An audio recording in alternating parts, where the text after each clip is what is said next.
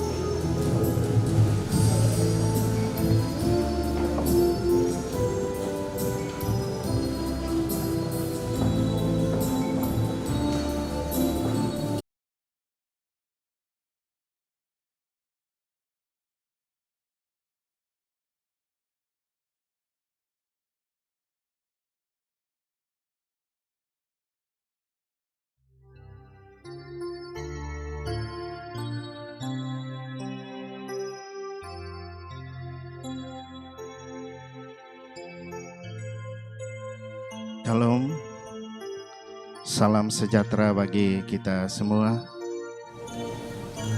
Selamat hari Minggu, selamat beribadah bagi warga jemaat, dan selamat datang kepada Bapak Ibu, saudara-saudari yang baru pertama kali beribadah di Gereja Toraja Jemaat Rantepao. Tuhan Yesus memberkati. Penekanan warta jemaat pada sepanjang minggu 22 Januari sampai dengan Sabtu 28 Januari 2023 yang akan kita lalui bersama ke depan, yaitu poin nomor 16. Sidang tahunan Majelis Gereja Toraja Jemaat Rantepao dilaksanakan pada hari Senin 23 Januari 2023 pukul 10 pagi di Gedung Pelayanan Jemaat Rantepao. Agenda sidang, laporan program kerja dan anggaran tahun 2022 dan rencana program kerja dan anggaran tahun 2023. Diharapkan kehadiran semua Majelis Gereja Toraja Jemaat Rantepao dan KSB OIG Jemaat Rantepao diucapkan terima kasih. Poin nomor 17, ibadah penghiburan dalam rangka pemakaman almarhumah Berta Baso, orang tua dari Ibu Rita Tekaran, anggota Jemaat Rantepao kelompok pelayanan 1 di Maanong, akan dimulai pada hari Senin 23 Januari 2023. Segenap majelis gereja dan anggota Gereja Toraja Jemaat Rantepao menyatakan rasa duka cita yang dalam atas meninggalnya almarhumah Berta Baso. Tuhan menghiburkan segenap keluarga yang ditinggalkan. Poin yang ke nomor 18, anggota baru. Dengan penuh sukacita Majelis Gereja dan warga Jemaat Rantepao mengucapkan selamat datang kepada anggota baru, yaitu keluarga Adriana Dian dan anak Elvika Ginawan Madam, Elkana Sangina Sangkana, Helen Erastus Aram, Parinaya Helen, pindahan dari Gereja Toraja Jemaat Tilengko, Klasis Rantepao Barat, dan sekarang tempat tinggal di kelompok pelayanan 2. Tuhan memberkati. Mungkin ya, terima kasih. Ini istri dari Bapak Pendeta Ellen Yusuf Madam. Terima kasih. Kemudian poin nomor 19, panitia pembangunan gedung pelayanan Jemaat Rantepao. Disampaikan kepada warga Jemaat Rantepao bahwa Dinas Penanaman Modal dan Pelayanan Terpadu Satu Pintu telah mengeluarkan surat persetujuan pembangunan gedung pelayanan Gereja Toraja Jemaat Rantepao. Maka panitia pembangunan gedung pelayanan Gereja Toraja Jemaat Rantepao akan segera melaksanakan kegiatan tersebut. Mohon dukungan doa warga Jemaat Rantepao.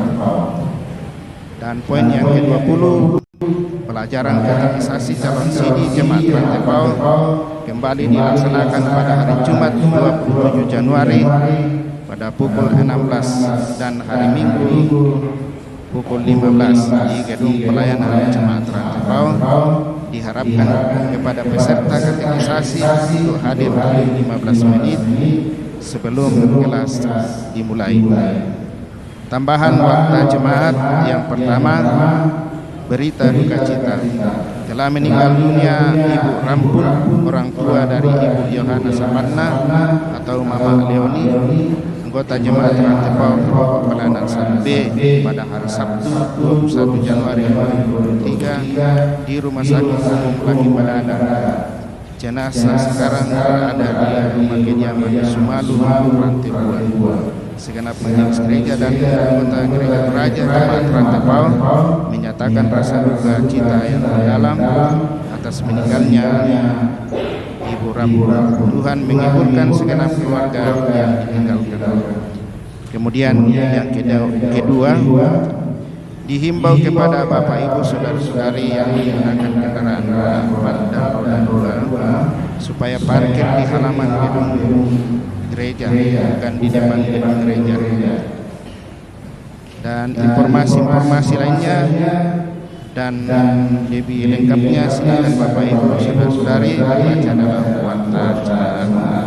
Demikian penekanan warta jemaat. Selamat beribadah dan Yesus memberkati.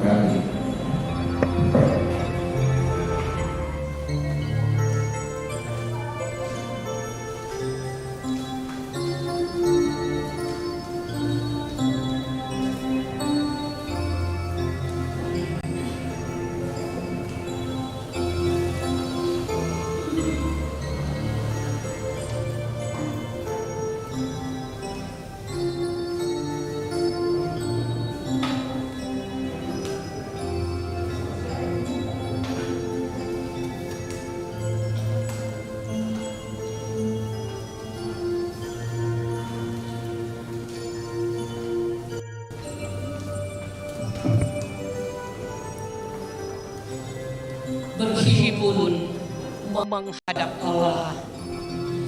Terpujilah Allah atas kasih karunia yang dinyatakan dalam kehidupan kita sampai pada saat ini.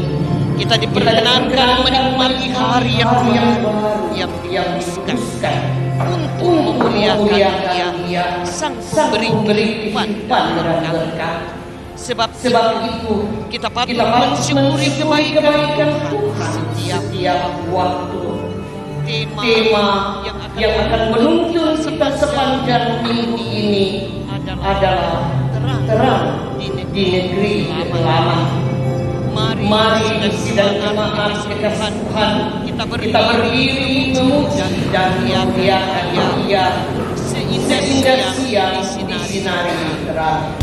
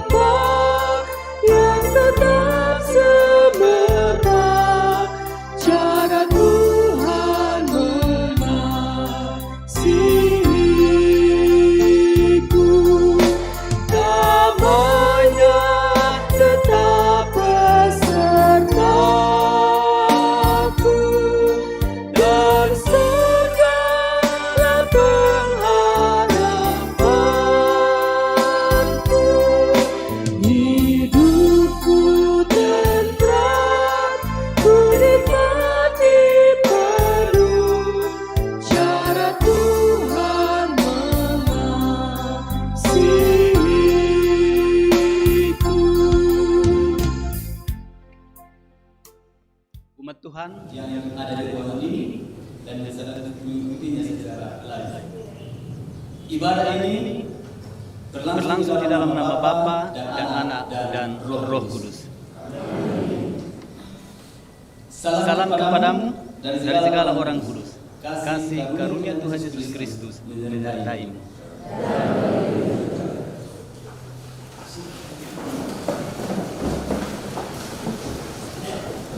Ibu Bapak sedang jemaat kasih Tuhan, kita akan bermazmur secara berbalasan dari Mazmur 27 ayat yang pertama dan ayatnya yang keempat sampai ayat yang ke-9. Mazmur 27 ayatnya yang pertama, keempat sampai ayatnya yang ke-9. Firman Tuhan, aman dalam perlindungan Tuhan, dalam perlindungan Allah dari Daud. Tuhan adalah terangku dan keselamatanku. Kepada siapa aku harus takut? Tuhan adalah benteng hidupku. Terhadap siapa aku harus gemetar? Ayat 4. Satu hal telah minta kepada Tuhan. Itulah yang ini. Dia di rumah Tuhan Seumur hidup menyaksikan kemurahan Tuhan dan menikmati baik sebab ia melindungi aku dalam pondoknya. pada waktu bahaya. Ia menyembunyikan aku dalam persembunyian di kemahnya. Ia biarkan aku pada keselamatan Tuhan. Maka sekarang tegaklah kepalaku. Mengatasi sekeliling aku. Dalam kemahnya aku mau mempersembahkan korban dengan sorak-sorai. Aku menyanyi dan bermasmur bagi Tuhan. Dengarlah Tuhan seruan yang kusampaikan. Kasihanilah aku dan jawablah aku. Hatiku mengikuti firman-Mu. Sangkalilah wajahku, maka wajahku mencari dari Tuhan. Janganlah menyembunyikan wajah-Mu kepadaku. Engkaulah pertolonganku. Janganlah menolong aku dan janganlah mengganggu aku. Ya Allah penyelamatku. Amin. Kita aminkan pembacaan Mazmur dengan pujian, oh tunjukkanlah.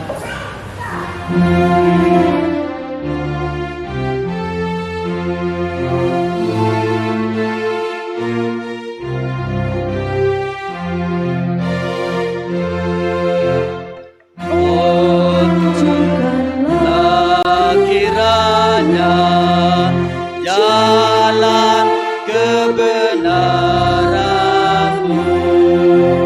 yakni jalan bercahaya, yang sertamu ku tempuh. Kaulah pohon selamatku,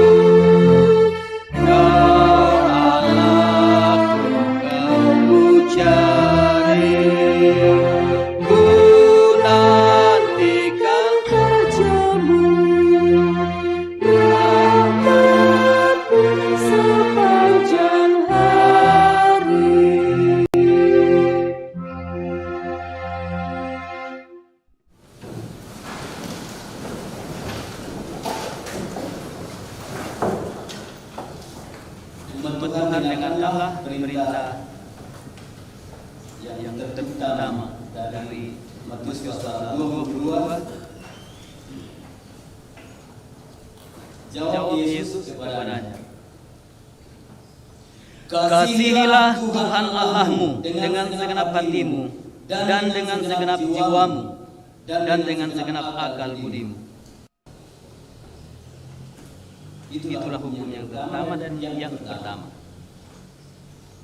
Dan hukum yang kedua yang sama dengan itu ialah, kasihilah sesamamu manusia seperti dirimu sendiri. Pada kedua hukum inilah tergantung seluruh hukum Taurat dan kitab para nabi. Amin.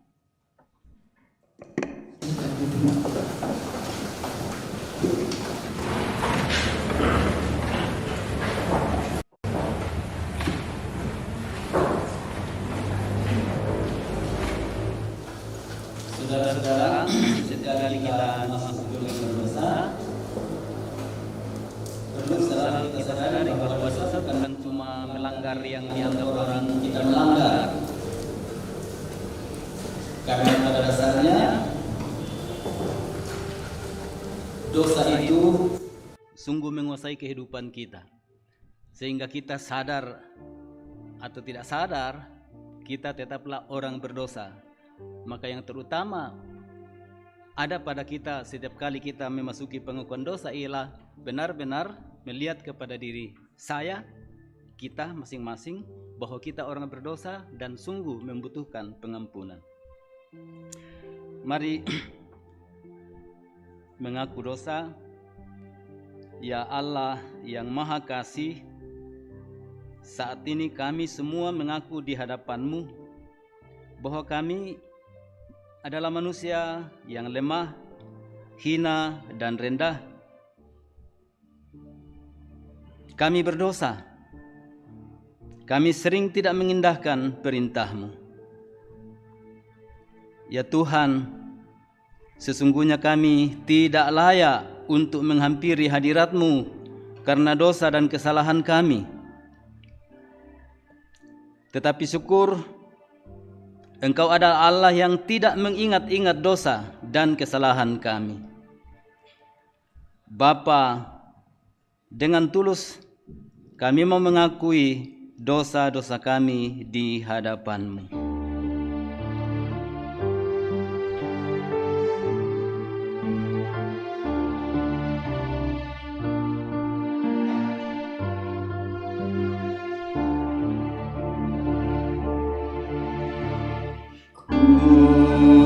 Datang kepadamu, Anak Domba Allah. Ku mohon pengasihan, Anak Domba Allah.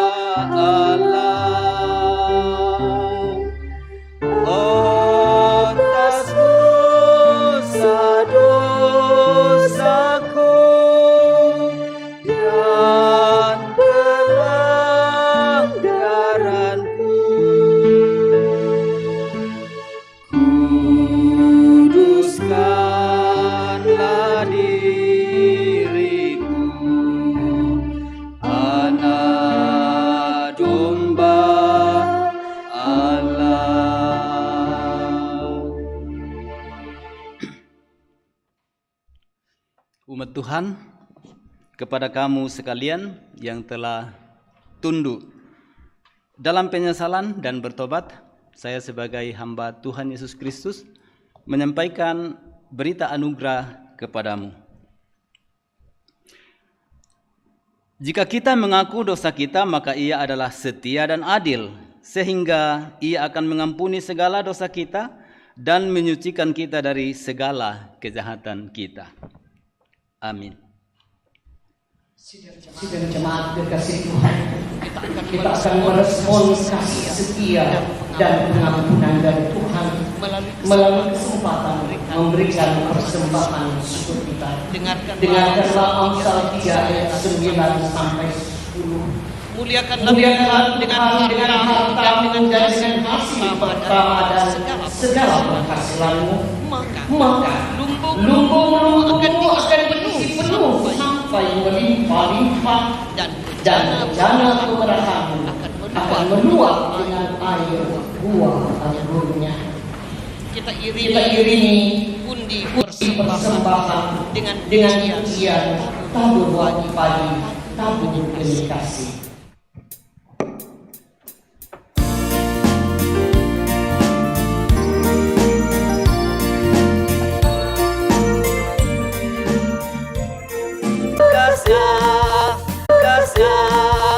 Bawa berkasnya masuk lumbungnya, kita akan bersuka. Bawa berkasnya masuk lumbungnya.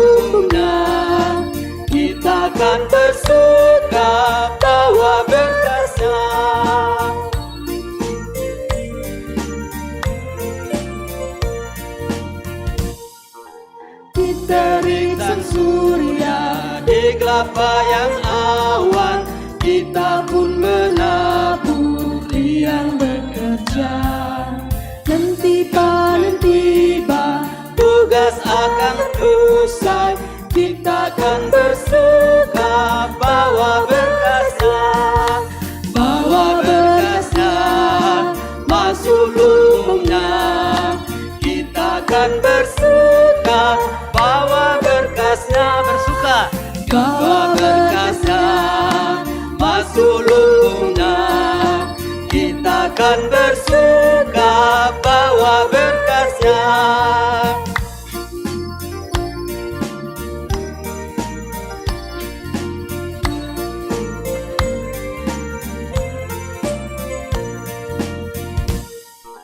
Tabur waktu pagi, tabur benih kasih, tabur waktu siang sampai senja. Hentikan tuaian pada musim panen. Kita akan bersuka bawa berkasnya, bersuka bawa berkas, bawa berkasnya masuk lumbungnya. Kita akan bersuka bawa berkasnya, bawa berkasnya masuk lumbungnya. Kita akan bersuka bawa berkasnya.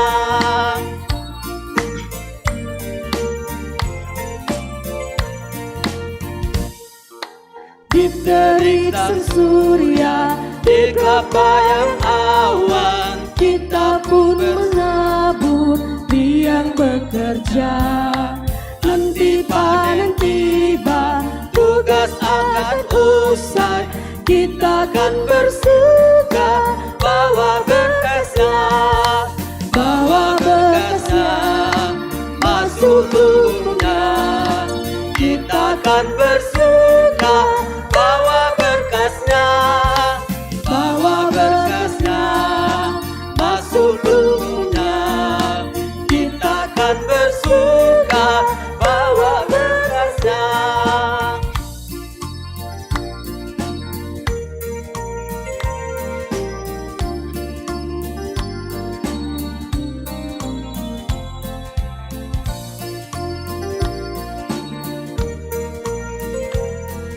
Bapak Ibu jemaat kekasih Tuhan, di tengah-tengah kita mempersembahkan ucapan syukur kita kepada Tuhan, kami hadir di tengah-tengah jemaat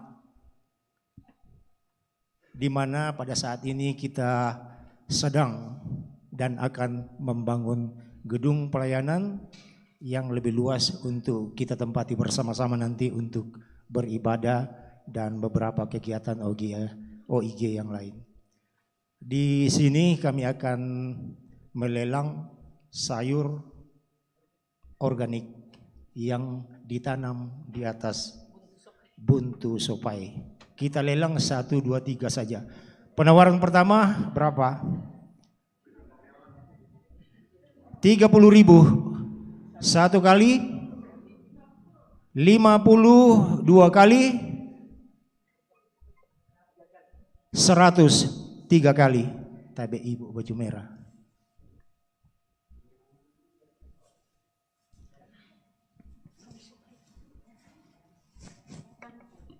Kemudian yang kedua, kangkung juga tumbuh di atas sopai.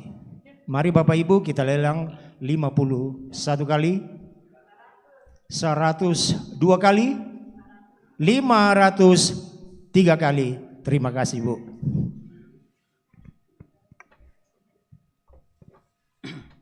Jadi Bapak Ibu jangan ragu untuk persembahan. Ini sayur yang tumbuh di atas gunung, puncaknya Gunung Sopai. 1 kali 50, 202 kali, 503 kali. Terima kasih Pak.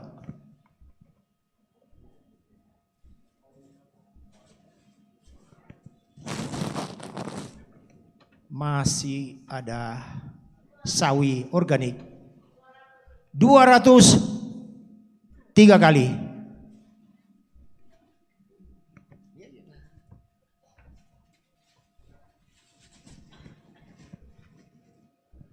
Tadi sayur, sekarang pisang. Pisangnya ini tumbuh di kaki Gunung Sopai. Silahkan dilelang. 51 kali, 502 kali? 3 kali. Terima kasih Pak untuk Pak Pendeta. Terima kasih. Jadi kepada Bapak Ibu yang telah memberi persembahan demi untuk kemuliaan Tuhan, kami ucapkan terima kasih. Jika nanti masih membutuhkan karena cukup banyak, tadi pagi tidak banyak yang terjual, kami akan taruh di depan. Silakan Bapak Ibu membantu dengan harga 20.000. Demolantatus persembahan untuk pembangunan. Ya. Baik. Mari kita satu dalam doa syukur, kita berdoa. Kepadamu ya Allah ya Tuhan kami kembali menundukkan diri tak putus-putusnya bersyukur Tuhan untuk kasih setiamu dalam hidup kami. Sekalipun kami sungguh sering merasakan begitu banyak kekelaman yang menghinggapi kami dalam berbagai bentuk rupa, tetapi kami pun juga percaya dan sungguh mengaminkan bahwa Engkau tidak akan pernah meninggalkan kami, bahkan Engkau melimpahi kami dengan begitu banyak berkat-berkat-Mu. Terima kasih Bapa. Terima kasih untuk setiap hamba-hamba yang telah mengulurkan tangannya melalui puisi persembahan bahkan melalui lelang nakurah.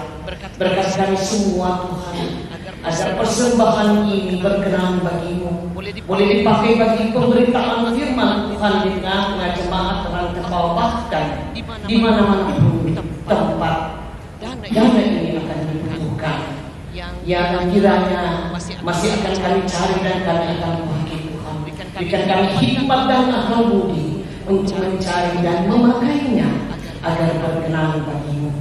Di dalam dan di Kristus Yesus, Tuhan yang telah menebus dan menghapus dosa kami, kami berdoa dan bersyukur pada Tuhan. Amin. Amin.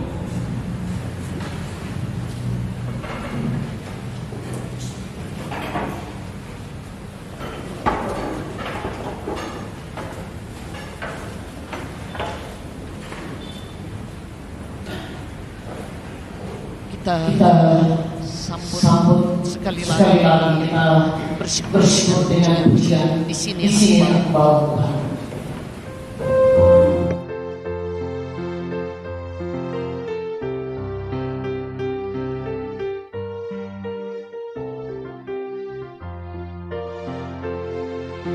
Sini aku bawa Tuhan persembahan hidupku, semoga berkenan. Berapalah nilainya Tuhan dibandingkan berkat-Mu yang telah Kau limpahkan. Terimalah Tuhan, oh terimalah Tuhan.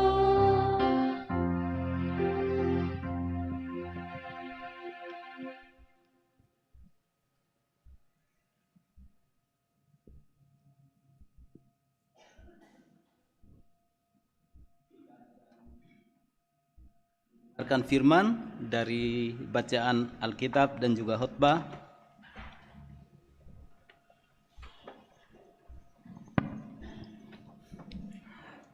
Kita berdoa. Ya Bapa, dari surga Kau lihat kami yang ada di ruangan ini dan di tempat-tempat di mana ibadah ini diikuti. Dan dengan Roh Kudus Kau ada di sini. Engkau melingkupi dunia dan hidup kami. Maka ketika kami berkumpul, kami sadar ini hadirat-Mu. Kau ada di sini. Bersama kami, duduk bersama kami, merasa bersama kami, berpikir bersama kami. Dan tentu memuliakan nama-Mu jika yang kami pikirkan dan rasakan adalah firman-Mu dan kehendak-Mu. Dan untuk itu kami mohon tuntunan Roh Kudus, sehingga bacaan dan khotbah dari firman Tuhan menjadi kekuatan utama yang menggerakkan hidup kami sehari-hari. Dalam nama Yesus kami berdoa. Amin. Bapak Ibu jemaat yang kasih Tuhan, Tuhan. Pembacaan kita yang pertama terakhir dari Yesaya pasal 9 ayat yang pertama sampai ayat yang keempat.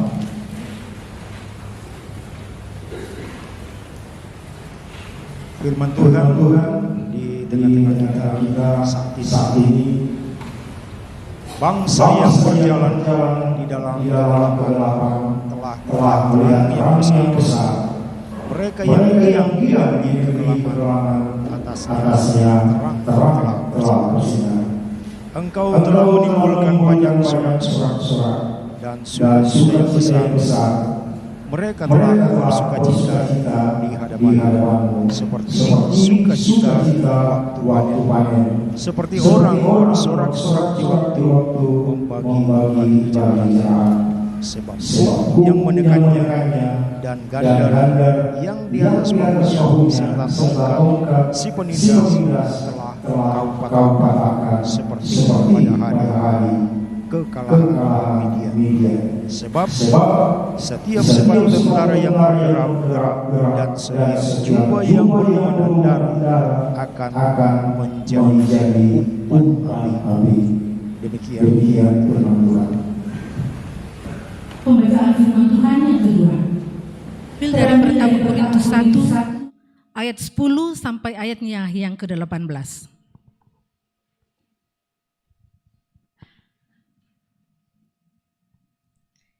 Perpecahan dalam jemaat.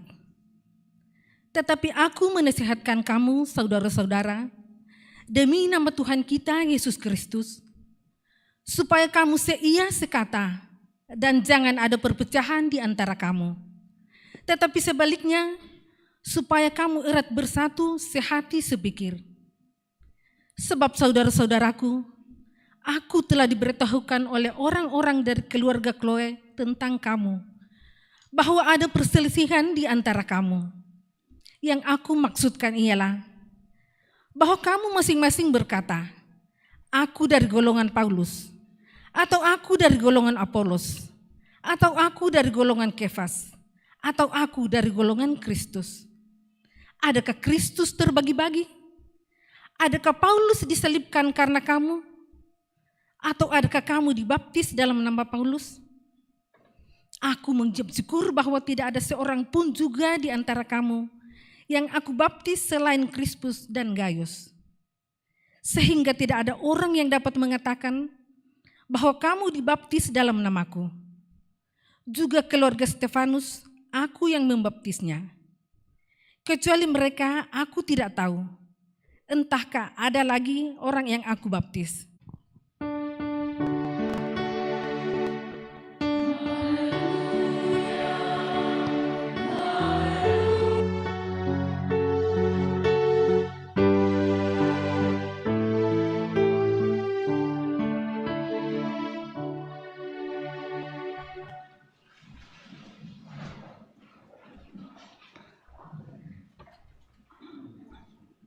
Bacaan Injil hari ini, Matius 4, 12-23. Inilah Injil Yesus Kristus. Tetapi waktu Yesus mendengar bahwa Yohanes telah ditangkap, menyingkirlah ia ke Galilea.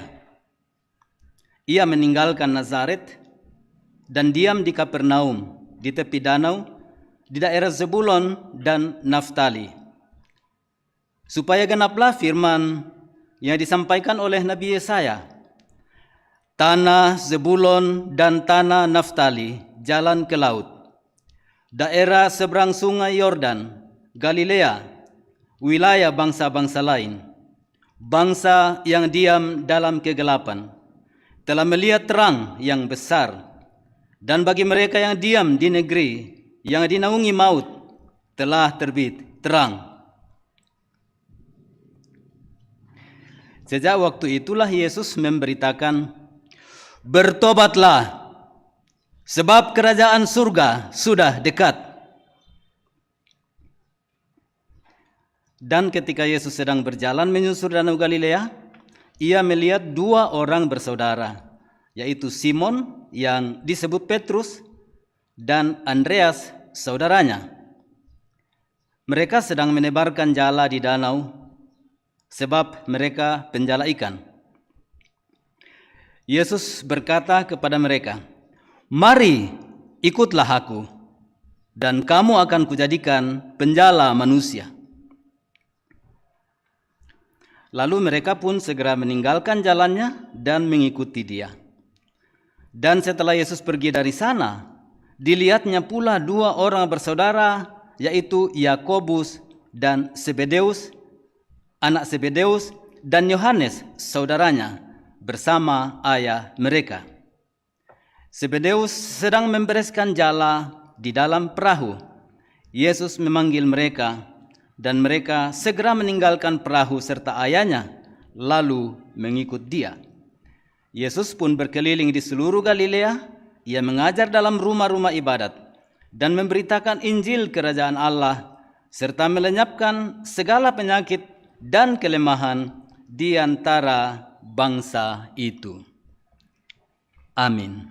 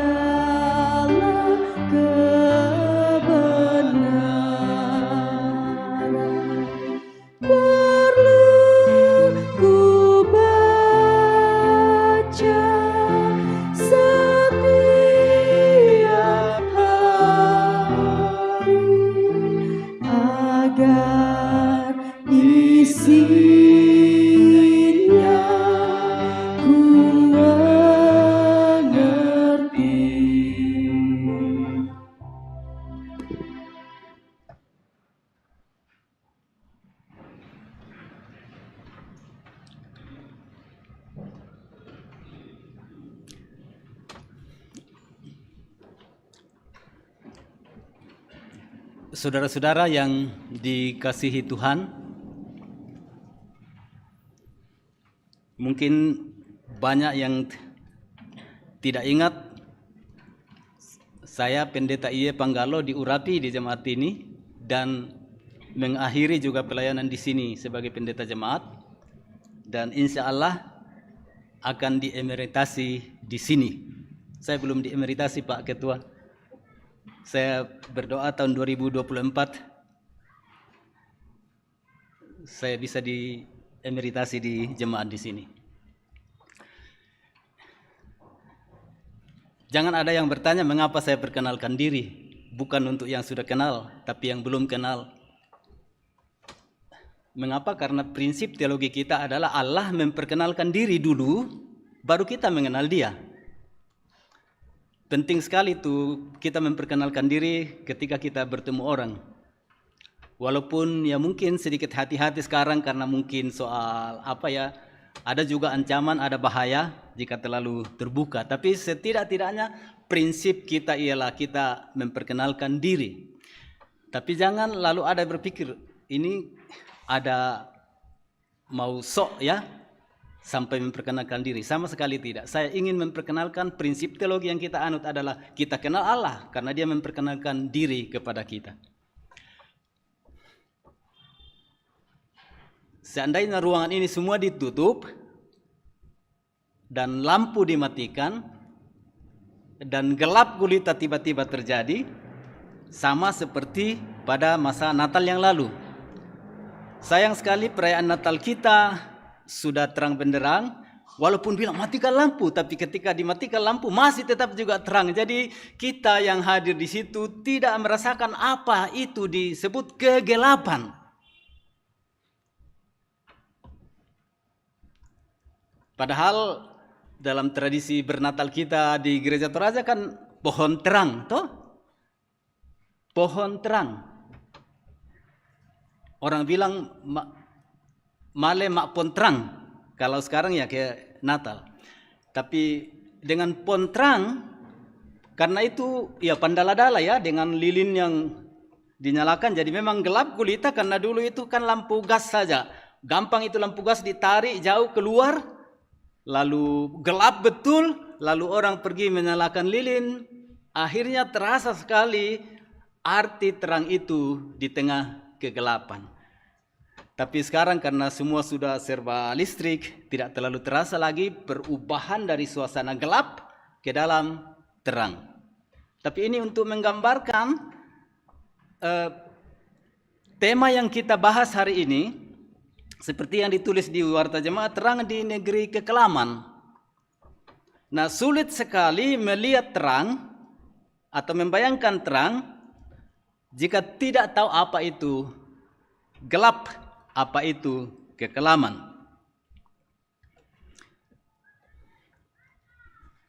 Pertama-tama saya ingin menjelaskan kepada saudara kekelaman apa yang terjadi. Karena khotbah didasarkan pada bacaan Yesaya tadi. Saudara lihat di bacaan Yesaya, bangsa yang berjalan di dalam kegelapan telah melihat terang yang besar. Mereka yang diam di negeri kekelaman, atasnya terang telah bersinar. Ini bahasa puisi ya, puitis yang bagus sekali. Tapi apa yang disebut kekelaman, kegelapan dan kekelaman dalam kehidupan umat Israel? Memang ayat 1 sampai ayat 6 itu berbicara tentang terang yang datang terutama melalui anak yang akan dilahirkan itu, ya, dari Immanuel maksudnya. Tapi untuk apa Immanuel itu datang? Karena ada kekelaman, karena ada kegelapan. Untuk apa penyelamatan Allah atas bangsa, atas umatnya?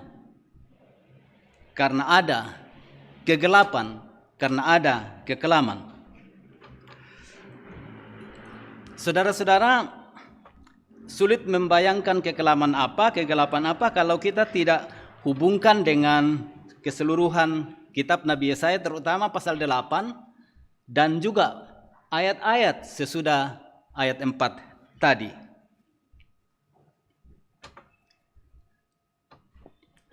Di pasal sebelumnya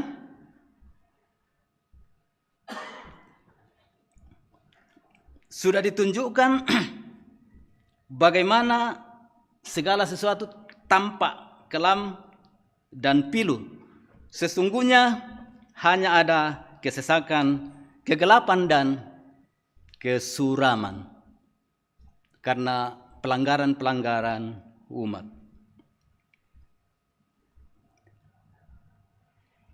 Ayat sesudah ayat 4 tadi kita bisa lihat Yesaya 9 ayat 11 sampai 16. Tidak usah ya, yang di rumah mungkin melihat ayat-ayat itu di layar. Tapi untuk menjelaskan mengapa begitu pentingnya terang itu. Ayat 11, maka Tuhan membangkitkan para panglima Resin melawan mereka dan menggerakkan musuh-musuh mereka. Itu tentara Aram atau Suria sekarang ini. Itu memerangi orang Israel.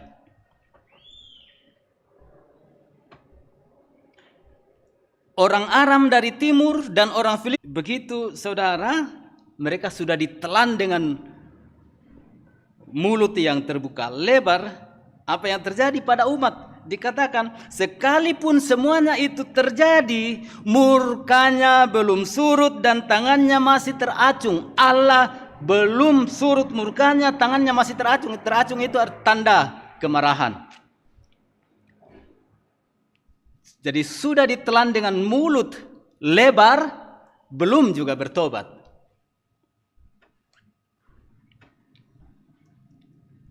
Jadi apa yang terjadi?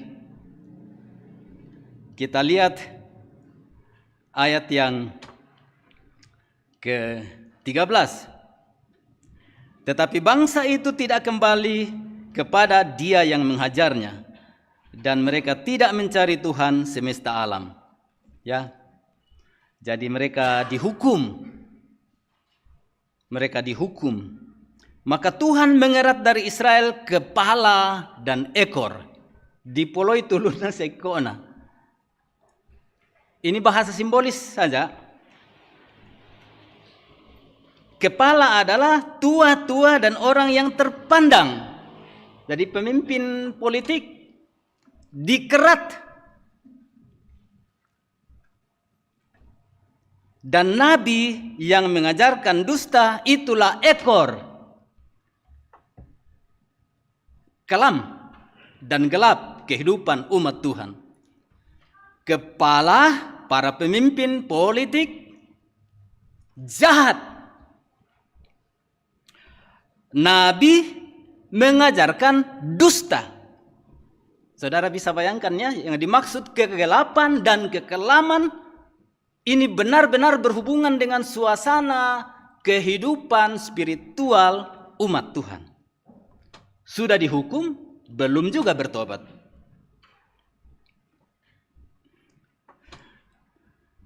Kepala dan ekor dijelaskan dalam ayat 16. Sebab orang-orang yang mengendalikan bangsa ini adalah penyesat. Dan orang-orang yang dikendalikan mereka menjadi kacau. Sudah jelas lah ya, kalau pemimpin kita sesat, ya kita jadi kacau. Mau dengar siapa lagi? Sebab kefasikan itu menyala seperti api yang memakan habis putri malu dan rumput, lalu membakar belukar di hutan sehingga tonggak asap berkepul-kepul ke atas. Dan Tuhan murka, dikatakan begitu, Tuhan murka, tapi umat belum juga bertobat. Saya tambahkan di ayat yang ke-20 itu bagaimana kejahatan di antara umat itu. Ayat 20 di sini dikatakan mereka mencakup ke sebelah kanan tetapi masih lapar. Jadi kumande mau laku sebelah kanan, patangan dia apa? Mereka memakan ke sebelah kiri tapi tidak kenyang. Sudah serakah ini? Sudah serakah. Makan ke sebelah kanan, masih lapar. Makan ke sebelah kiri, juga belum kenyang. Keserakahan tidak ada akhirnya. Yang paling mengerikan adalah setiap orang memakan daging temannya. Dan khusus untuk umat Tuhan, Manasye, dan ini gambaran untuk Israel bagian utara. Manasye memakan Efraim. Manasye itu kan anak Yusuf ya, Efraim. Orang bersaudara saling memakan. Dan bersama-sama mereka melawan Yehuda. Itu berarti Israel utara sudah saling memakan, saling berperang, dan melawan Yehuda. Kita lihat umat Tuhan begitu rusaknya kehidupan mereka. Mereka tidak lagi peduli pada hubungan darah, hubungan kekeluargaan, hubungan persaudaraan. Mereka saling memakan, saling berperang. Dan dikatakan bagian akhir ayat 21, sekalipun semuanya ini terjadi, murkanya belum surut dan tangannya masih teracung. Saudara-saudara, ini gambaran kegelapan dan kekelaman. Jadi bahasa simbolis sebenarnya. Bukan alamnya gelap, lalu datang terang, bukan. Tapi kehidupan spiritual umat Tuhan begitu mengerikan. Dan sudah menderita, sudah dihukum, mereka belum juga bertobat. Biasanya kalau Tuhan sudah menghukum itu, digambarkan dengan Tuhan sudah berteriak, tapi mereka belum bertobat, tidak mau bertobat. Nah, saudara-saudara, itulah proses penyelamatan yang dilakukan oleh Allah atas manusia, khusus atas umat Israel. Tunggu mereka bertobat sendiri tidak bisa. Inilah fungsi mengapa dikatakan di dalam ayat yang pertama tadi, di dalam Yesaya, bangsa yang berjalan di dalam kegelapan telah melihat terang yang besar, mereka yang diam di negeri kekelaman atasnya terang telah bersinar. Dan ini inisiatif dari Allah, anugerah.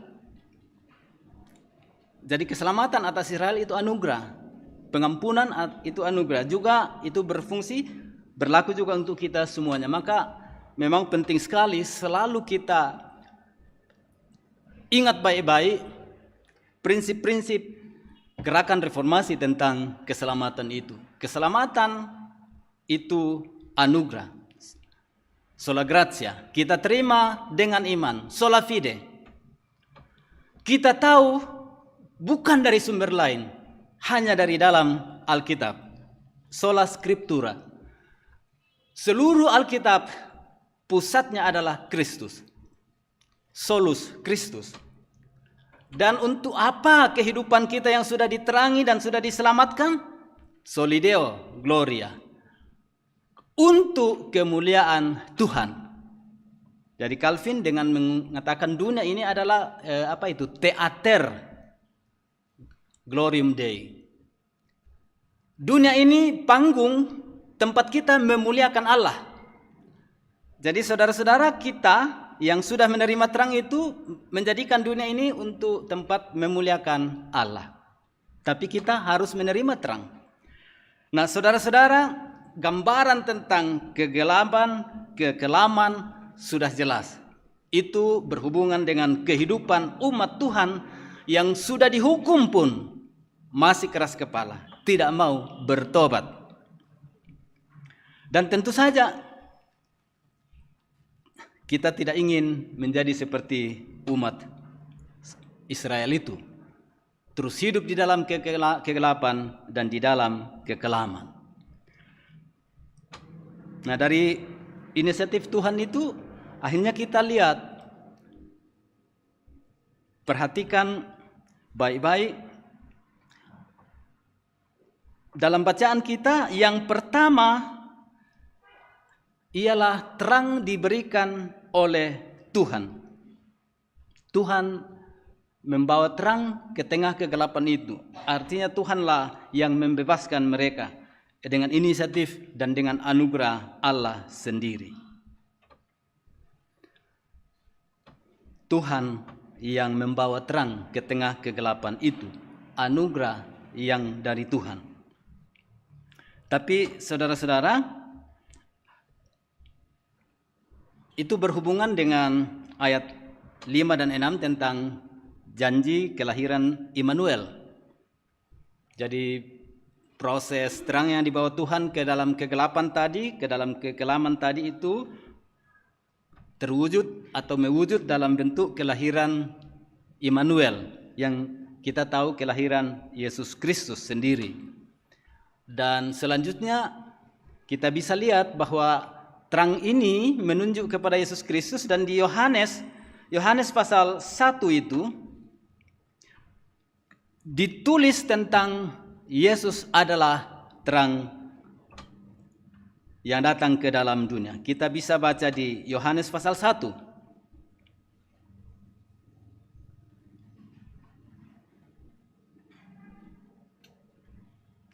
Di Yohanes pasal 1,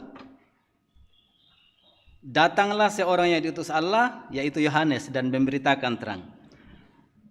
Ayat 8, ia bukan terang itu. Jadi dia memberitakan terang. Mulai ayat 9, terang yang sesungguhnya telah datang, yang menerangi setiap orang sedang datang ke dalam dunia. Dan itu menunjuk kepada Tuhan Yesus Kristus. Ia telah datang ke dalam dunia, dan dunia dijadikan olehnya tapi tidak mengenalnya. Ia datang kepada milik kepunyaannya, tetapi orang kepunyaannya tidak menerimanya, tapi semua orang yang menerimanya diberi kuasa supaya menjadi anak Allah, yaitu mereka yang percaya di dalam namanya. Supaya kita lihat fungsi dari terang yang diberitakan dalam Yesaya pasal 9 ini menunjuk kepada Tuhan Yesus Kristus. Dia datang ke dalam dunia, tidak semua orang menerimanya, tetapi orang yang menerima dikatakan itu diberi kuasa menjadi anak-anak Allah. Jadi kita yang menerima Yesus Kristus itu adalah anak-anak Allah. Dan itu hak yang luar biasa yang Tuhan berikan kepada kita. Itu yang pertama. Jadi terang yang agung diberikan oleh Tuhan. Nah, respons umat apa? Ayat 2, setelah Tuhan membawa terang itu, engkau menimbulkan banyak sorak-sorai dan sukacita yang besar. Mereka telah bersukacita di hadapanmu seperti sukacita di waktu panen. Respons orang yang diselamatkan adalah bersukacita. Tidak ada yang lain, bersukacita. Jadi prinsip Calvinisme yang kita pegang, bagaimanakah kita membalas penyelamatan Allah? Hanya satu, yaitu mengucap syukur kepadanya, bersukacita. Dan umat Israel bersukacita karena keselamatan itu. Kalau kita bawa ke dalam kehidupan kita sekarang, sukacita menjadi bagian dari iman Kristiani. Makanya Injil itu terlalu asing sih, istilah itu asing. Karena dia bahasa Arab. Kita bilang Injil seperti awan apa? Tidak jelas apa yang dimaksud Injil. Karena dia bahasa Arab, asing untuk kita. Karena penerjemahan ke dalam bahasa pertama kan bahasa Melayu. Dan bahasa Melayu itu lebih dari 60% dulu itu bahasa Arab. Dari bahasa Arab. Jadi terjemahan pertama itu menggunakan kata Injil. Injil itu bahasa Arab. Bahasa hari-harinya yang betul-betul bisa kita nikmati ialah kabar sukacita, kabar gembira, kabar bahagia, kabar kebebasan. Jadi memang orang Kristen perlu dalam perkumpulannya bersukacita. Maka tadi saya ajak untuk bersukacita. Kita bawa persembahan dengan sukacita. Masa murung bawa persembahan? Perlu sekali-kali kita biasakan diri spontan bersukacita di hadapan Tuhan untuk penyelamatannya. Memang ada orang yang mengatakan ya biar diam saja. Oke, tidak apa-apa, dihargai itu. Tetapi Tuhan ciptakan tubuh jiwa kita itu menyatu. Sukacita bagaimana dinyatakan kalau kita begini saja? Berlimpah sukacita di hati. Bayangkan kalau nyanyi berlimpah sukacita baru tikurung. Sukacita macam apa yang muncul dari dalam hati kita? Saudara-saudara, karena ini didengar banyak orang.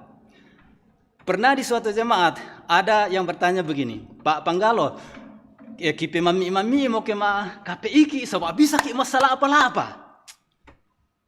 Bisa ki nangka limanta. Tapi mengapa kalau di gereja tidak? Saya tanya kembali. Saya tanya kembali ke majelis. Begini, Tuhan Yesus mana yang Anda sembuh di KPI? Dan Tuhan Yesus mana yang Anda sembuh di dalam gereja? Sembah di dalam gereja. Tuhan Yesus mana?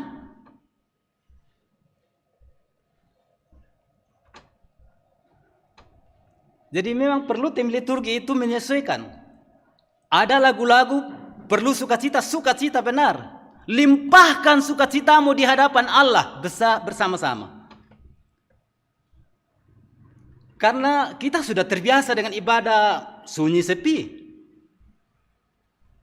Walaupun lagu begitu menggebu-gebu, sunyi sepi. Tidak terekspresi. Padahal saudara, kalau tepuk tangan itu kan saraf-saraf juga sebetulnya berfungsi. Jangan marah karena Kebetulan hari ini ada Ketua Umum BPS Gereja Toraja, kami sering sekali dipanggil untuk KPI. Mengapa banyak jemaat minta KPI? Karena memang ibadah KPI itu seperti ibadah yang membuat kita mengalami Tuhan hadir. Karena kita bebas, kita merdeka, sepenuh hati. Kita terlalu biasa datang ke gereja seperti datang dimarahi. Nah, saya tidak marah-marah, Ji. Makanya kalau kita datang ke gereja dengan seolah-olah datang dimarahi, pulang juga tidak buat apa-apa. Firman tidak mengubah kita. Jadi respons ialah bersukacita. Umat itu bersukacita.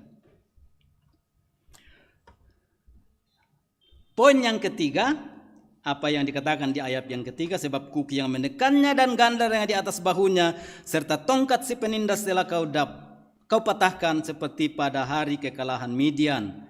Sebab setiap sepatu tentara berderap-derap dan setiap jubah yang berlumuran darah akan menjadi umpan api. Tuhan mengangkat beban umatnya. Untuk kita, Tuhan mengampuni dosa-dosa kita. Beban kita diangkat. Kepastian keselamatan tidak bisa lagi kita ragukan. Jadi ada pertanyaan di Evangelism Explosion, pertanyaan diagnostik. Kalau saudara mati hari ini, apakah saudara yakin masuk surga? Kalau belum pernah ikut pelatihan, kemungkinan besar akan menjawab saya masih ragu-ragu. Karena kita pikir ya masih ada jahat juga, ada pikir negatif, ada macam-macam. Tapi kalau sudah ikut pelatihan atau gerakan cinta Alkitab juga, karena itu ada hubungannya, maka pasti orang secara spontan, kalau saudara mati hari ini, yakin masuk surga? Yakin. Dan pertanyaan kedua, berhubungan dengan itu, dalam bahasa Toraja lebih enak. Apa todai komu po beke mu? Yakin kumu di pasalama kau andalkan apa sampai kau diselamatkan. Nah, di sini perlu kita perjelas sikap teologi kita. Banyak orang mengatakan karena saya percaya kepada Yesus Kristus. Jawaban itu secara sepintas bisa benar.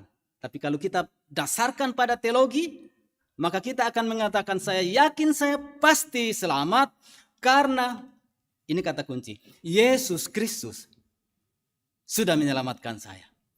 Jadi keselamatan tidak pernah kita mulai dari diri kita sendiri karena saya percaya. Tetapi karena Yesus sudah menyelamatkan saya.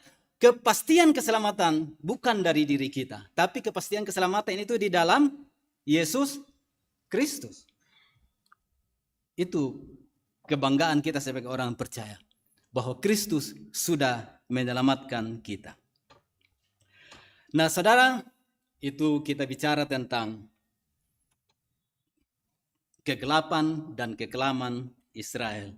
Kalau kita sedikit masuk ke wilayah kita sekarang ini, perlukah terang? Pasti ya. Tapi kalau perlu terang, berarti ada kegelapan dan kekelaman. Jadi pertanyaannya, bisa kita renungkan pertanyaan ini. Adakah kondisi kegelapan dan kekelaman di zaman kita sekarang? Boleh dipikir-pikir ini ya. Adakah kondisi kegelapan di zaman kita sekarang?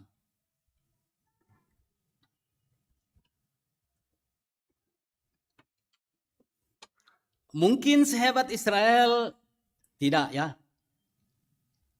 Tapi sesepele yang terjadi di Korintus mungkin itu terjadi. Tahu bacaan dari Korintus tadi tahu? Perselisihan.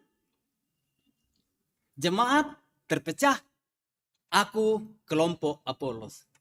Yang lain bilang aku kelompok Paulus. Yang lain aku kelompok Petrus. Yang lain aku kelompok Kristus. Mungkin dalam sudah tertawa itu majelis. Karena biasa di majelis itu, jangan di rantai po ya. Di majelis itu biasa ada gontok-gontokan seperti itu. Saling merendahkan, tidak saling menghargai. Karena kadang-kadang juga orang yang masuk majelis itu baca Alkitab juga tidak. Sehingga kalau dia rapat, karena dia pejabat di tempatnya, dia pikir dia berkuasa juga di gereja. Kalau dia ambil tondok, dia pikir juga berkuasa juga di dalam gereja. Tapi dia malas baca Alkitab. Pikiran-pikirannya bisa merusak jemaat. Karena dia tidak akan bicara dari pikiran yang diterangi oleh firman Allah. Biasa saya main-main kepada majelis penatua atau diaken. Kalau malas baca Alkitab, diam saja di dalam rapat. Karena apa? Kalau Anda malas baca Alkitab, kurang berkomunikasi dengan Tuhan, lalu Anda ribut di dalam rapat, Anda bisa dipakai iblis untuk menggunakan kepintaranmu, pikiran-pikiranmu yang mungkin cerdas, merusak jemaat.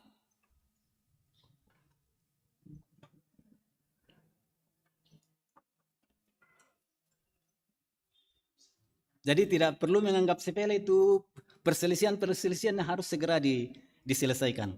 Apalagi ini kita jemaat Rantepo, nanti ada sosialisasi pembangunan gedung pelayanan kita. Tidak akan jadi itu kalau ada ini, ada itu dan lain-lain. Tidak akan jadi. Kita harus menyatu. Kegelapan tidak boleh ada. Harus kita taklukkan. Kalau mau membangun. Itu satu hal. Dan kemudian adakah hal lain yang merupakan kegelapan sekarang? Banyak ibu, banyak ayah merasakan kegelapan karena komunikasi dengan anak-anak yang sudah sulit, baik karena alat-alat ini maupun karena masing-masing sudah sangat berjarak. Itu perlahan-lahan bisa menjadi kegelapan juga. Saya pernah pimpin, saya diminta majelis di sini, bagian katekisasi di sini, pimpin katekisasi tahun lalu, 2 tahun lalu. 52 anggota katekisasi duduk di sini. Saya bawa materi yang terakhir. Terus pertanyaan saya yang pertama, coba angkat tangan, adakah yang sudah kenal saya? Dari 52 hanya 1 yang kenal saya. Saya tidak kecewa, tapi saya pikir ini membantu saya berefleksi. Bayangkan, saya pendeta yang diurapi di sini, puluhan tahun anggota jemaat di sini, puluhan kali melayani dari mimbar ini, 51 anak anggota jemaat ikut katekisasi, tidak ada yang kenal saya. Parah, tapi saya tidak persalahkan mereka. Ini suasana real. Nyata. Nah, ini dalam persekutuan. Kalau di dalam keluarga, saya tidak tahu berapa banyak orang tua sekarang yang sebetulnya sudah merasa terasing atau ditinggalkan oleh anak-anaknya, berjarak. Mungkin masih sama-sama di rumah, tapi sudah tidak seperasaan, tidak seia, sekata, dan lain-lain. Untuk menghadapi kegelapan ini, macam ini, jenis ini, kita perlu serius berdoa, mendoakan anak-anak. Kepada orang-orang yang sudah lanjut usia, saya tahu sebagian mengeluh karena tidak diperhatikan oleh anak cucunya. Saran saya kepada mereka di setiap kesempatan, biasanya kalau di Rambu Solo itu kesempatan bagus untuk menghidupkan semangat orang-orang tua. Saya katakan, kakek nenek yang kurang dipeduli oleh anak cucunya, jangan mengutuki mereka. Jangan mengeluh. Karena setiap keluhan, tiap kutukan yang ada dalam hati dan mulut kita itu bagian dari doa kita. Sebaliknya, Dan ini pemulihan diri sendiri. Kalau kita orang tua yang merasa kurang dipeduli oleh anak-anak cucu kita, kita ubah. Kita terus mendoakan mereka, Tuhan memberkati mereka, mereka semua sehat-sehat. Kapan mereka bisa datang, itu urusan Tuhan, bukan urusan kita. Karena Tuhan yang akan menjadwalkan itu semuanya. Berkati mereka. Dan jangan dengan kemarahan, jangan dengan keluh kesah tentang anak-anak yang kita lahirkan. Berkati mereka. Kita sendiri menjadi damai dan Tuhan bekerja menggerakkan hati mereka. Doa memulihkan semua relasi kita. Dan memang kita harus berusaha benar memahami suasana era digital kita sekarang ini untuk memperbaiki relasi kita. Tidak akan terus mempertahankan pola relasi yang lama, termasuk juga pelayanan kita di gereja. Ya, berkumpul begini masih bagus lah, tapi banyak sekali anggota jemaat kita yang tidak masuk ke gereja. Menggunakan kesempatan ini untuk bersukacita di dalam iman kita. Ibu dan bapak, postinglah hal-hal yang baik di Facebook, di WhatsApp group. Delete cepat-cepat informasi yang buruk. Karena informasi buruk yang saudara simpan di HP itu akan menambah beban hidupmu. Para pemimpin, saya tahu itu orang-orang yang seperti Pak Alfred ini, Ketua Umum BPS Gereja Toraja itu, memang paling banyak orang menyukainya. Tapi 1-2 orang selalu ada yang diizinkan Tuhan tidak suka kita.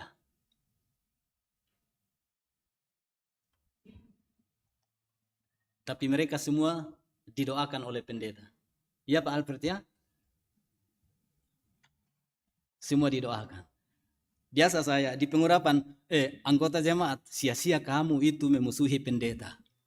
Karena balasnya ialah pendeta akan berlutut mendoakan ibumu, mendoakan ayahmu, mendoakan anakmu, mendoakan saudaramu supaya diberkati.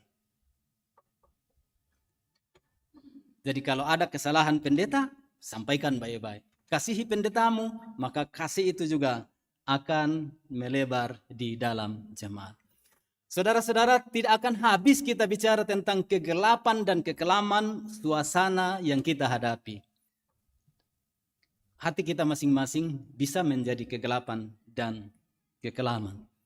Tapi setelah dengar firman hari ini, percayalah dari surga, Tuhan sudah datang dengan terangnya di dalam Kristus. Dan saudara-saudara,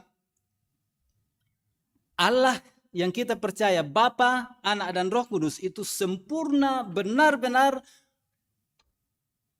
menuntun hidup kita. Mungkin saudara perhatikan di setiap doa saya biasakan, Bapa dari surga kau lihat kami. Dan memang dia lihat kita. Dan di dunia ini dia ada bersama kita. Dengan apa? Dengan Roh Kudus. Saya terkesan dengan doa Ibu Reni tadi di sana di konsistori. Setelah Yesus naik ke surga, saudara-saudara, Allah Tritunggal hadir menuntun gereja sampai Yesus datang kembali dalam pribadi Roh Kudus. Ingat itu. Roh Kuduslah yang setiap hari berjalan bersama kita, sakit bersama kita, mengeluh bersama kita, dan dia rasakan itu. Dia tahu Allah semua ada di dalam setiap entah sukacita kita, entah duka cita kita. Allah ada di situ bersama kita. Dia menuntun kita dan dia pegang tangan kita. Dan Allah ini memang Allah yang luar biasa. Saudara percaya Allah yang hebat, itulah yang menuntun kita senantiasa. Jadi sekali lagi, terang dari Tuhan sudah datang melalui Yesus. Dan sekarang sampai Yesus datang kembali, Roh Kudus menerangi kita senantiasa. Kita masuk dalam saat teduh sejenak. Alami saudara bahwa Tuhan dalam Roh Kudus selalu melingkupi saudara, menuntun saudara, dan membuat hidup di dalam terang. Kita renungkan hebatnya Allah yang kita percaya.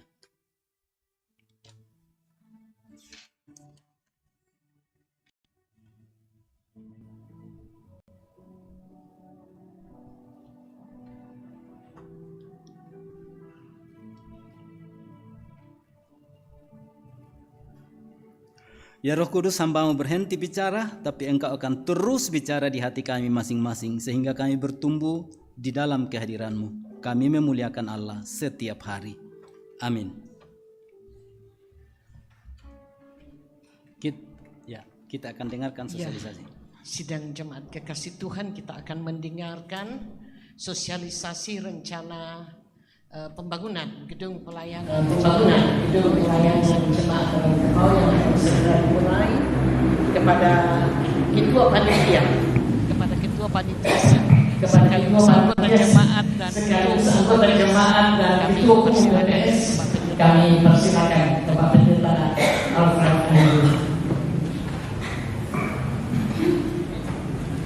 Ya, Bapak Ibu yang dikasih dalam Tuhan, sekalian, kita bersyukur dengan kesempatan yang Tuhan karuniakan dan mengizinkan kami pertama, saya pikir istrinya sudah baik, hal yang sudah dinantikan lama sekali, tahun-tahun belasan puluhan, kalau lain sudah kita bersyukur seminggu lalu. Teman-teman dari awal bilang mulai aja Pak Pendeta, mulai. Saya bilang nggak usah. Sebelum waktu jadi sesuatu yang legal, pemerintah. Jadi secara legal, pemerintah saya sama sekali tidak menyentuh gedung. Ada dengan desain yang sejuan ini itu luar biasa. Saya juga kembali dari GCP, dari saya kasih gambar begini di rumah mereka. Kalau ini dulu dibangun, sebelahnya nanti buah ini itu luar biasa. Nah, kalau secara tidak ada alasan lagi yang mulai bangunan dan panitia teknis. Kita akan segera mulai bangunan. Tahapnya saya jelaskan. Estimasi biaya pembangunan semua kita akan mulai di tahap pertama itu mulai bangun dari menjadi pakai konstruksi banyak semua itu seluruhnya dari jadi ketika kerjakan itu fondasi nanti dia style semua pokoknya itu butuh waktu sekitar 3 bulan. Jadi itu butuh waktu sekitar 3 bulan. Kalau sekarang Januari, bulan April sudah dikatakan masih telek. Oke, karena sing telek. Amin aja tuh, gak usah khawatir.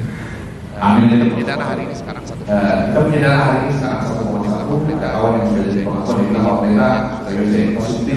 Dan sudah jadi normal bicara saya sudah bawa yang sekitar dana sampai atap itu mungkin kurang dari fondasi jadi fondasi sampai termin pembayar itu termin pembayar nanti sampai kita bayar kedua kita punya waktu kalau mau selesaikan itu sampai itu bersama jadi kita semangat kita sepakat melakukan sekolah ya sekolah karena itu ya bisa langsung pilih bahannya segala macam bisa langsung pilih bahannya dan segala macam kita sekolah dengan pengawasan yang desain sangat jadi saya bilang sangat teman-teman saya bilang ini persembahan Tuhan ini persembahan Tuhan ini yang pertama ini dari dia sehingga kekuatan dia itu hanya harap pada Tuhan. Orang bilang terlalu kaya, orang bilang saya bilang kau begitu. Sejauh ini yang banyak support kita ini. Sejauh ini yang banyak support kekuatan kalau sudah saya katakan kita harus lebih banyak pertama kita dari panitia. Jadi yang pertama kita dari panitia doakanlah, doakan jalan yang Jangan sama-sama dengan sebaik-baiknya. jangan sama-sama dengan sebaik-baiknya. Saat berpikir betul, saya katakan sesuatu yang benar. Kita mau melakukan keputusan berapa keluar setelah ada keputusan berapa keluar setelah lagi proses lain. Dimanapun saya pimpin organisasi panitia, Dimanapun saya pimpin organisasi panitia, kita harus ngoperas, kita ngoperas saling kritik, tapi setelah ada keputusan kita satu-satu tidak lagi. jadi kalau saudara kita Nanti kalau saudara kita akan itu yang pertama, kedua, yang kedua mulai memperoleh janji mantelek. mulai memperoleh janji mantelek. Nah, yang sudah buat janji mantelek dulu, ayo kita mulai. Dalam minggu ini saya semua surat-surat, Dalam minggu ini semua surat-surat ini semua yang pernah bisa yang pernah bisa di bab sisi atau mungkin jujurnya di bab sisi atau mungkin jujurnya di bab sisi dan fondasi. Saya pikir dalam satu minggu ini semua surat-surat yang lengkap, semua surat-surat yang lengkap, teman-teman teman-teman boleh kita cepat dalam teks cepat atau kita layak. Panitia sedang siap semua. Kita harapkan pada saudara kerinduan ya kalaupun kita habiskan sidang raya November tahun depan. Jadi waktu ada 2 tahun. Jadi waktu ada 2 tahun. Buka jalan. Buka jalan. Bukan sekali lagi. Bukan sekali lagi waktunya bulan itu yang baik. Kalau semua itu kan yang aman. Kalau benar-benar tidak selesai program itu dalam 2 tahun. Itu saja yang saya bisa sampaikan. Itu saja yang saya bisa sampaikan. Kita gimana firman Tuhan hari ini? Para sudah bersama. Saya tadi Pak Brito, saya tadi Pak Brito sudah mau kamu semua luar biasa. Itu kenapa dia rupanya apa ya? Bayang-bayang kehancuran dan segala dan kalau terang bersinar itu di mana seakan kalau terang bersinar kegelapan itu dari saat menguasai. Jadi terang itu luar biasa. Kita percaya keluar dengan baik. Ini boleh keluar dengan baik. Berharap kita mulai. Berharap dari doakan sama-sama, kita dukung sama-sama, dukung sama-sama, doakan yang kita kerjakan, doakan yang kita kerjakan, kerjakan yang kita doakan, doakan yang kita kerjakan, dan kerjakan Tuhan berkati, tahun depan mengizinkan berupaya semangat. Bersemangat. Lebih baik kita ramai-ramai mengucapkan ini ya, ikuti saya. Di dalam nama Tuhan, Jemaat Rantepao bisa. Tuhan dimuliakan. Kita akan masuk doa syafaat, beberapa catatan doa. Ada orang-orang yang bersyukur karena ulang tahun. Ada yang sakit, ada yang berduka cita. Ada anggota baru juga di sini di kelompok 2 ya. Keluarga Adriana Dian. Hadirkah di ibadah ini tidak? Mana? Oh ya ini. Ya, terima kasih. Selamat datang di Jemaat Rantepao. Ya, kita perlu biasakan menyambut anggota-anggota kita dengan hati. Dan tentu pembangunan gedung pelayanan akan kita doakan, dan yang 8 miliar itu tidak mungkin ada kalau tidak dimulai dengan 1 rupiah. Jadi 1.000, 2.000, 3.000. Tidak bisa jadi 8 miliar kalau tidak. Ini maksud saya katakan kepada Jemaat Rantepao, sejak awal peletakan batu pertama saya katakan, akan ada orang yang membantu kita cukup banyak, tapi jangan mengabaikan apa yang ada pada kita. Sekecil apapun, mari berikan untuk pembangunan ini. Ya. Juga ada yang berduka, keluarga dari keluarga almarhumah Rampun. Dan secara Gereja Toraja ini kita disegarkan lagi 110 tahun Injil masuk Toraja. Ini kalau bicara 100 tahun Injil masuk Toraja kan arena ini arena yang sangat dipenuhi oleh berkat Tuhan 10 tahun yang lalu. Dan kita akan segarkan lagi. Diputuskan di sinode itu per 10 tahun, karena kalau 200 tahun baru dirayakan lagi, kita ini sudah tidak ada lagi. Jadi per 10 tahun masih bisa kita rayakan bersama-sama. Nah itu urgensi untuk melihat. Jadi tadi dikatakan Injil datang, dan buah Injil itu salah satunya itu gedung yang kita bangun di sini. Baik, saudara-saudara, kita akan masuk dalam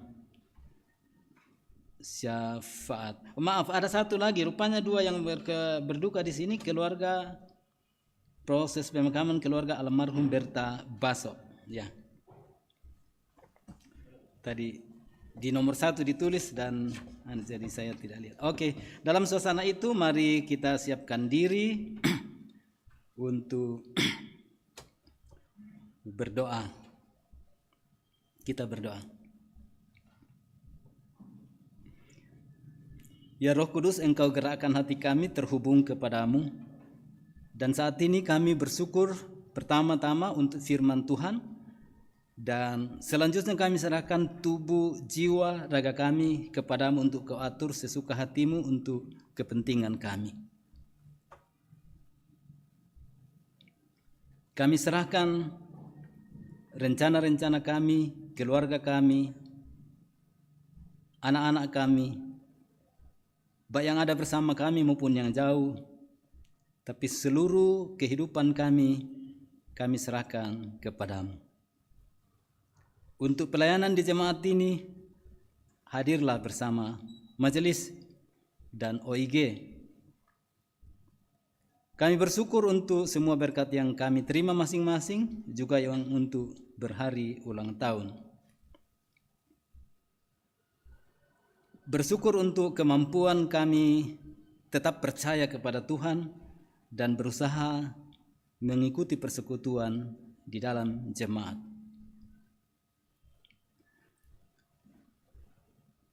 Dengar syafaat kami, pertama-tama untuk pembangunan gedung pelayanan. Kami sungguh menyerahkan rencana ini kepadamu. Kau gerakkan kami dan gerakkan semua orang yang ingin Tuhan pakai. Panitia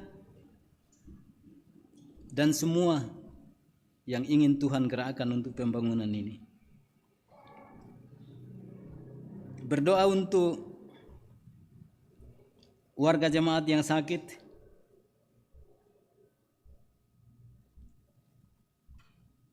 termasuk Bapak Rate di Malaysia, yang ada di Toraja, yang ada di berbagai tempat lainnya. Hanya Engkau ya Roh Kudus yang mampu untuk membuat mereka sadar bahwa walaupun sakit Engkau ada bersamanya sampai sembuh. Yang berduka, Tuhan bekerja bersama dan mereka dikuatkan. Ada seorang pendeta yang masih muda sudah meninggal, Pendeta Yohanes Marto. Kami juga berdoa untuk istri dan anaknya dan keluarga semua. Berdoa untuk pemerintah kami di Toraja Utara, Tanah Toraja, di Sulsel, bahkan di Indonesia. Berdoa untuk anak-anakmu yang berusaha untuk bersaing, memperoleh suara rakyat. Tapi berdoa untuk keseluruhan proses politik. Jangan Tuhan membiarkan bangsa ini dirusak oleh kekuatan yang tidak berkenan kepada Tuhan. Berdoa untuk Klasis Rantepau, berdoa untuk sinode, wilayah dan semuanya kami doakan. Dan saat ini Bapa, kami mau gunakan sedikit saat teduh untuk menyampaikan permohonan pribadi kami.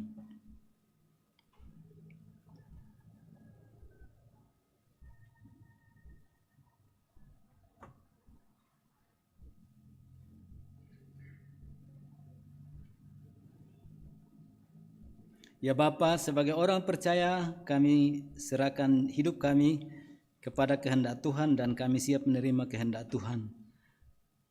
Juga kami sebut orang tua kami yang lanjut usia, Tuhan beri rasa nyaman kepada mereka semua. Kami akhiri syafaat ini dengan mengucapkan doa Bapa kami. Bapa kami yang di surga, dikuduskanlah namamu, datanglah kerajaanmu, jadilah kehendakmu di bumi seperti di surga. Berikanlah kami pada hari ini makanan kami yang secukupnya, dan ampunilah kami akan kesalahan kami, seperti kami juga mengampuni orang yang bersalah kepada kami. Dan janganlah membawa kami ke dalam pencobaan, tetapi lepaskanlah kami dari yang jahat. Karena Engkau yang mempunyai kerajaan dan kuasa dan kemuliaan sampai selama-lamanya. Amin. Mari berdiri. Saudara, tanggung jawab kita sebagai orang yang berdosa dan sudah diselamatkan ialah hidup baru. Bangsa yang berjalan di dalam kegelapan telah melihat terang yang besar. Mereka yang diam di negeri kekelaman, atasnya terang telah bersinar. Amin. Aku Tuhan semesta. Aku Tuhan semesta. Kita menyanyi.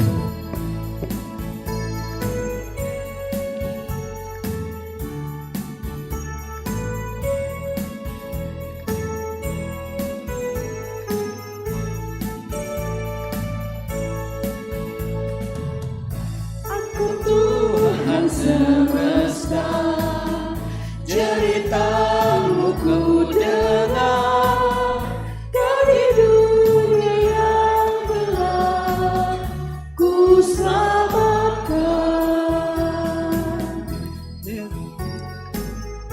Akulah pencipta terang, malam jadi bendera. Siapakah utusanku membawa terang? Ini aku, utus aku. Ku dengar Engkau memanggilku. Utus aku, tuntun aku. Ku prihatin akan umatmu. Umat Tuhan, pergilah, lakukanlah kehendak Tuhan dalam perjalanan hidupmu, dan percayalah bahwa Tuhan senantiasa bersamamu, menjalani hidupmu sebagai terang bagi semua. Terimalah berkat Tuhan. Tuhan memberkati engkau dan melindungi engkau. Tuhan menyinari engkau dengan wajahnya dan memberi engkau kasih karunia. Tuhan menghadapkan wajahnya kepadamu dan memberi engkau damai sejahtera. Amin.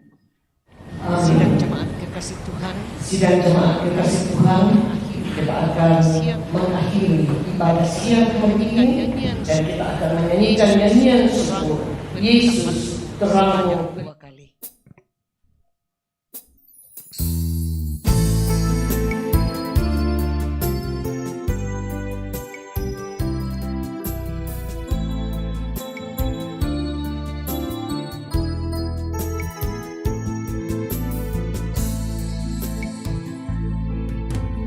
Yesus terangmu, pelita hatiku. Jangan kegelapan menguasaiku. Yesus terangmu, pelita hatiku. Biar selalu ku sambut cintamu. Yesus terangmu. Yesus terangmu, pelita hatiku.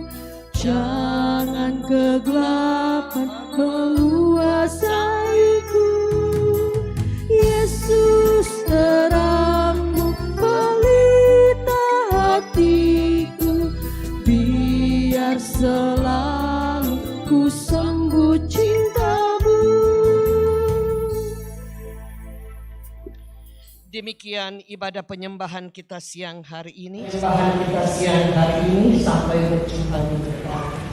Tuhan memberkati kita semua.